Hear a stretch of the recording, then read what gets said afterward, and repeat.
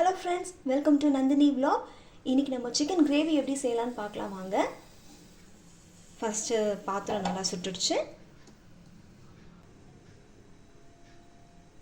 எண்ணெய் நல்லா சுட்டதுக்கப்புறம் நம்ம பட்டை லவங்கம் போடலாம்.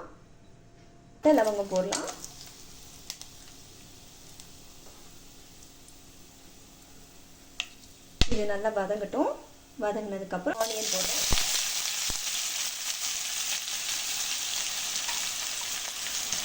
இப்போ இந்த ஆனியனை நல்லா வதக்கிடலாம்.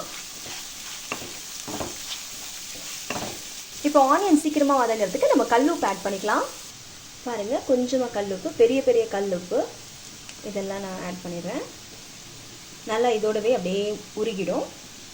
டேஸ்ட்டும் நல்லா வரும் கல்லுப்பு ஆட் பண்ணிங்கன்னா. இப்போ நல்லா வதக்கி விட்டுடலாம்.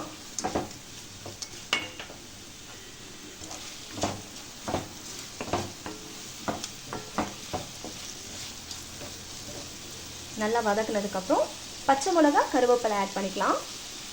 இப்போது நறுக்கி வச்ச பச்சை மிளகா போடலாம். 2 பச்சை மிளகா போட்டிருக்கேன். அப்புறம் கருவேப்பிலை எல்லாத்தையும் சேர்த்து நல்லா வதக்கலாம்.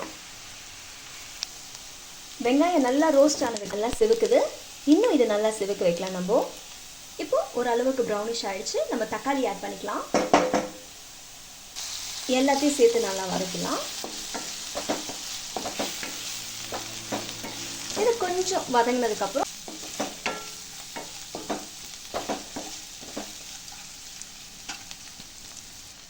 கொஞ்சம் வதங்கினதுக்கப்புறம் நம்ம சிக்கன் ஆட் பண்ணிக்கலாம்.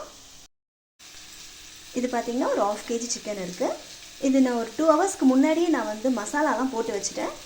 என்ன போட்டேன்னா வீட்டு மிளகாத்தூள் போட்டேன், கொஞ்சம் மஞ்சத்தூள் போட்டிருக்கேன், சீரகம், பெப்பர் கொஞ்சம் போட்டேன், இஞ்சி பூண்டு பேஸ்ட் போட்டு நல்லா மேரினேட் பண்ணி வச்சுருக்கேன்.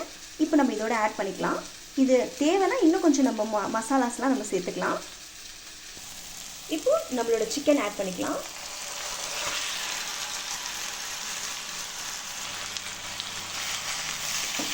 சிக்கனில் நம்ம மசாலா போட்டதுனால தேவைப்பட்டால் இன்னும் அதிகமாக தேவைப்பட்டுச்சுன்னா நம்ம ஆட் பண்ணிக்கலாம்.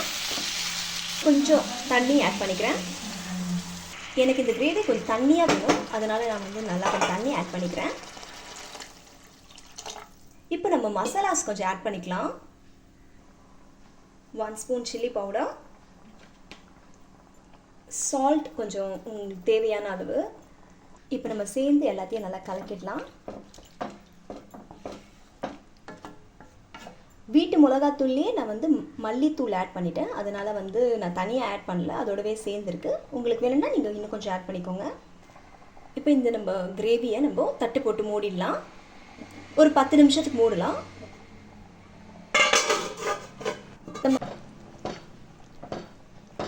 ஓகே, நல்லா வேகுது. இது மறுபடியும் தட்டு போட்டு மூடிடலாம். ஒரு கலரிட்டு தட்டு போட்டு மூடிடலாம்.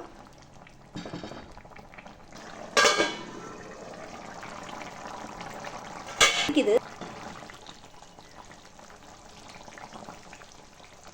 இன்னும் ஒரு 5 மினிட்ஸ்க்கு இது மூடி வைக்கலாம்.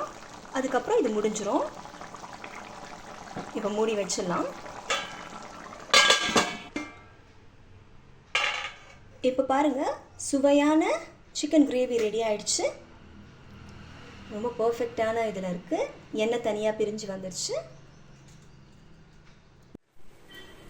இப்போ நம்ம கருவேப்பிலை ஆட் பண்ணிட்டோம்.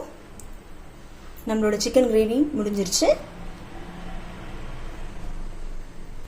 மறக்காமல் நந்தினி vlog-ஐ சப்ஸ்கிரைப் பண்ணுங்கள்.